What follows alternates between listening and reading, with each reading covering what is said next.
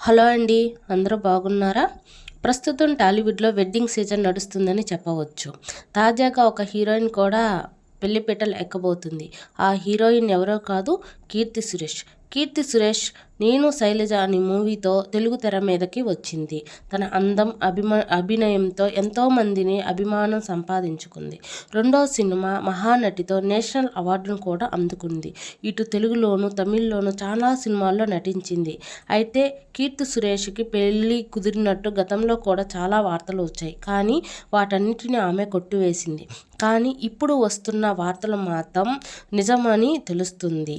Keerthi సురేష్‌కి December 11న పెళ్లిపీటలు ఎక్కబోతుందంట.